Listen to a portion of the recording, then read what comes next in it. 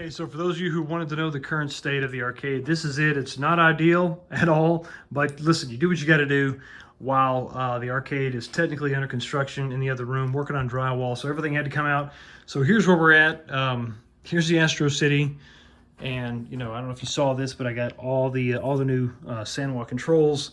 That's looking right. I have the artwork for XMen versus Street Fighter. That is a CPS2 board combo that I have. I don't have it in there right now because the fan is so loud. When I live stream, you can actually hear the fan. So I put the board that came in it. This is King of Fighters. I can't remember which year it is. It should come up here in a second. Well, anyway, it's a King of Fighters game, and in the Astro City. Absolutely love this cab. Love it. Which one is it? Oh, 03. Yeah, 2003. So it's a single board, and so it runs nice and quiet. The cabinet looks great. There's just this issue with the actual monitor itself. I don't think it's a collapse. I think it's just a potentiometer I have to probably replace or maybe reflow the solder. I don't know what's going on there, but we'll get that figured out, and then I can adjust that back out. But other than that, I know it looks crazy on the camera, but the monitor looks beautiful. It's clean. Colors look really good. Next one up is going to be, of course, my baby, the crowning jewel, the Raiden 2 cabinet. This thing, I know the camera, once again, the camera's picking up the waviness of it because, it's a CRT, but it looks really, really good. Let me see if I can get closer. You can kind of see the colors and everything looks really good. This is a great cabinet. The sound's turned down, but everything else looks great on it. The cabinet itself is held up really well because I have the casters on the bottom. I've been able to move this thing around and not trash it. So this is definitely a cabinet that I would consider 100% complete and done. One I would not consider done is Die Hard. Marquee, absolutely gorgeous LED. Behind it looks good. The artwork above the monitor looks really good. This is actually in really good shape. I know it looks a little bit faded, but it's just excellent. I mean, I cleaned it up with some Windex. Looks really good. Speakers, and once again, the artwork down here looks really good. And of course, the new artwork from Escape Pod looks incredible here. Doesn't quite go as far out as I wanted it to. The orange could have continued on, but beyond that, it looks really, really good.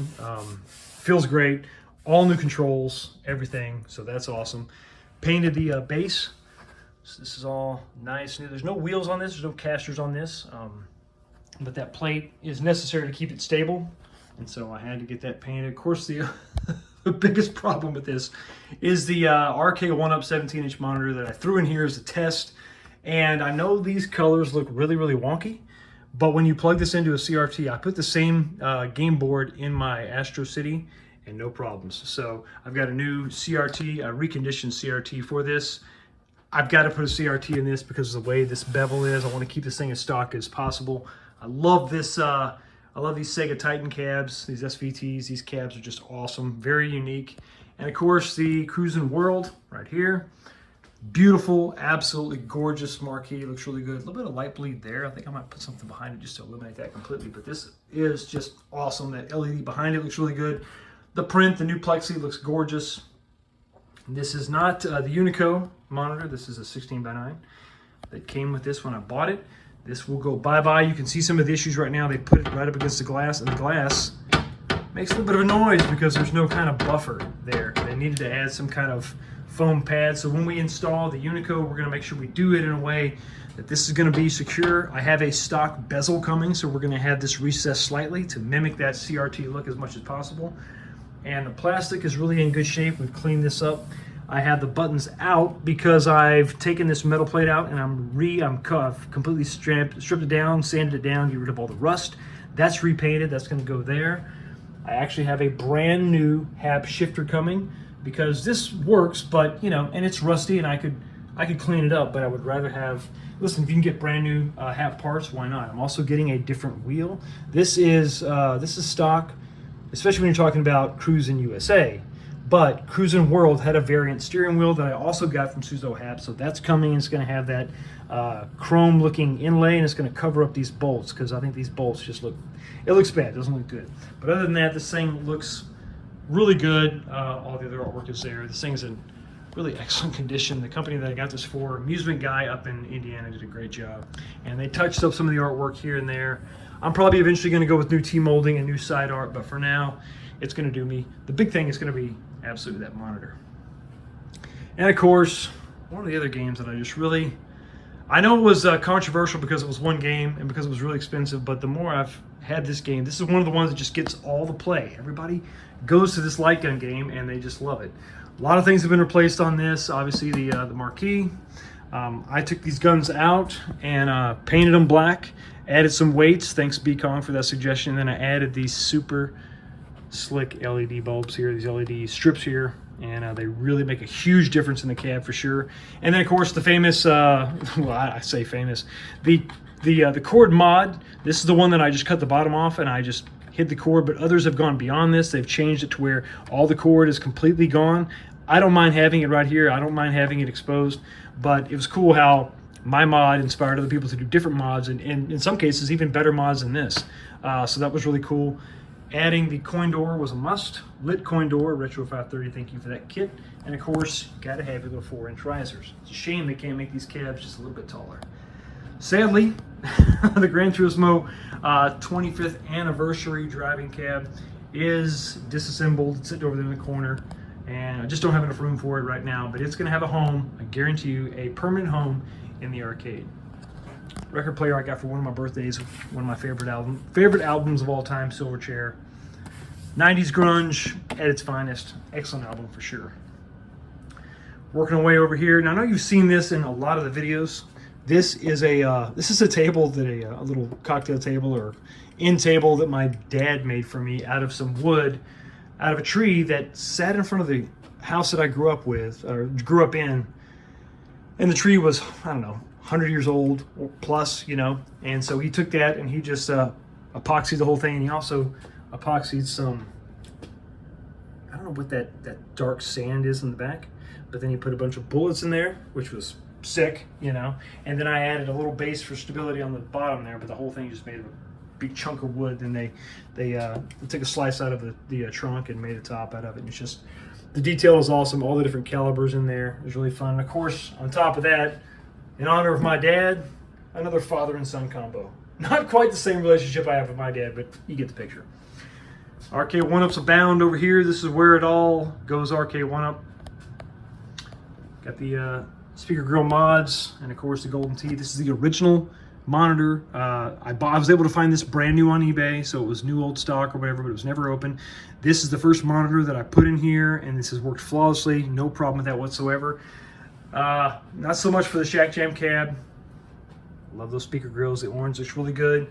The LED light mod looks great, but the monitor that I put in that I found for 70 bucks didn't work out so well. So I'm rocking the stock monitor. I have a new replacement I've got to put in. It's not new, but it is, I think, newer. So we're gonna check that out, put that in, and get that back up and running, because this kid, I just can't. I can't deal with that. That's horrible. Moving on, Marvel vs. Capcom 2, no big changes there. Really just the stickers. Never even reviewed this cabinet. Need to get around to reviewing it after spending some more time. I got so much stuff going on. Swinging over here, one of the saddest things, this was the first new cabinet I bought. I actually got this gift. This was a gift from my wife, and it has been perfect until today. I plugged it in again, and I can't get it to boot up. The LED light strip behind the marquee functions, but when you turn it on, it just does this. That's it. So I'm going to try to save the cab and get maybe another PCB, but I can't get rid of this cab. This is the first new one I ever had. First mod I ever did right there on a new cab. So absolutely love it. Of course, everybody knows this one, the 6-player XMen, still, I mean, rocking on. No problems whatsoever with this thing. Absolutely love it. Rocking a PS3, no problems. Everything's working good, no issues to speak of. Every once in a while, when you turn this thing on though, some of the USB encoders, let's go underneath and see. Some of those USB encoders, usually it's one, I think at most I ever had was 2, won't boot up or whatever. You won't see the little LED indicator light on there, and so you'll have to turn it off and turn it back on, or you can unplug that individual encoder. What that does, it just makes one of these player stations inoperable. So, and that just happens very sporadically. But other than that, no issues at all with that cabinet. And the cabinet that went to Chicago and back, and all of us goofballs played on it. This is the Blitz cabinet that we had. that the B bought, and then I was able to get, I was sort of told to buy because I was the only one that drove there and I had the truck. But I had the pleasure of taking this home, and it's awesome knowing that me and all the other guys played on that, so that's pretty cool.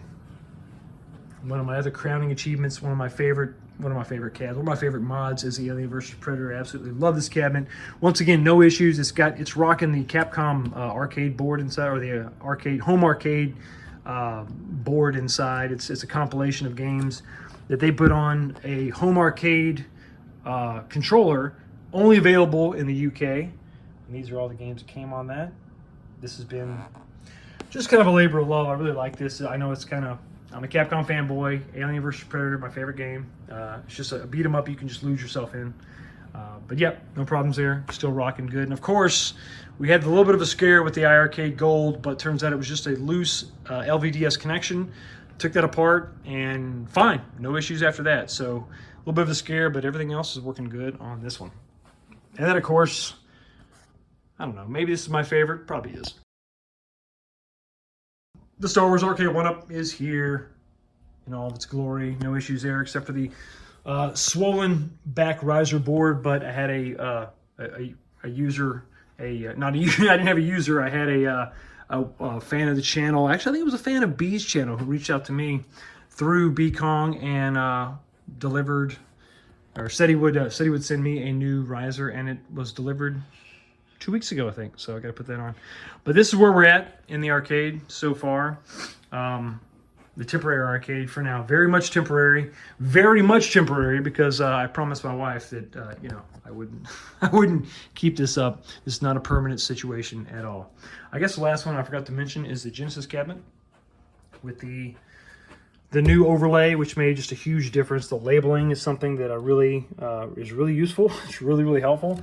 This thing has worked out great. The only issue I think with this is I may change out this marquee because the black's just, yeah, and it just doesn't look all that great. Maybe we change this out completely. But yep, this is that's the last arcade 1-Up project there. Love that cabinet, and it turned out really well.